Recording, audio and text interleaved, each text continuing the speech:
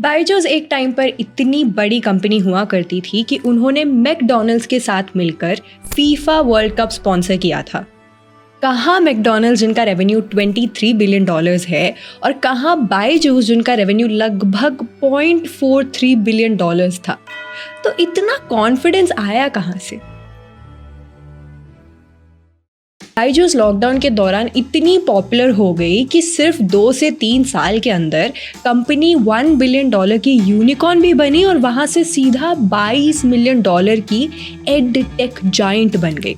Investors को लगा कि यही ऑनलाइन एजुकेशन का फ्यूचर होने वाला है और इसी भरोसे बायजूस ने Aakash, Great Learning, Toppr, White Hat Junior और एपिक जैसे बड़े बड़े एजुकेशनल बिजनेसेस एक्वायर कर लिए। इन्वेस्टर्स भी यही मानकर पैसे डालते गए और बायजूस पैसे उड़ाती गई। ये इस हद तक गया कि कंपनी ने 8,000 करोड़ से भी ज्यादा सिर्फ मार्केटिंग पर खर्च कर दिया। कंपैरिजन के लिए अनअकैडमी, वेदांतो और अपग्रेड तीनों को कंबाइन करने के बाद भी ये अमाउंट उनसे 3 गुना ज्यादा था। बेसिकली कंपनी जितनी तेजी से ग्रो कर रही थी उतनी ही तेजी से उनके खर्चे भी बढ़ रहे थे। पर दिक्कत यही आ रही थी कि कंपनी पर फाइनेंशियल प्रेशर बहुत जोर का था। लेकिन फिर इनका रेवेन्यू कम होने लगा क्योंकि लॉकडाउन हटते ही बच्चे स्कूल में वापस जाने लगे और ऑनलाइन एजुकेशन जिस स्पीड से ऊपर जा रहा था वो रुक गया।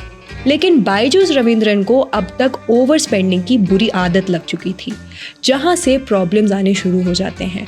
बीसीसीआई के साथ लीगल डिस्प्यूट्स तो चल ही रहे थे और पेरेंट्स की तरफ से कंप्लेंट्स आने लग गए, एम्प्लॉयज़ की सैलरीज में डिले होने लग गया, मैसिव ले ऑफ्स हुए और ये सब देख के इन्वेस्टर्स ने भी पैसे डालना बंद कर दिए।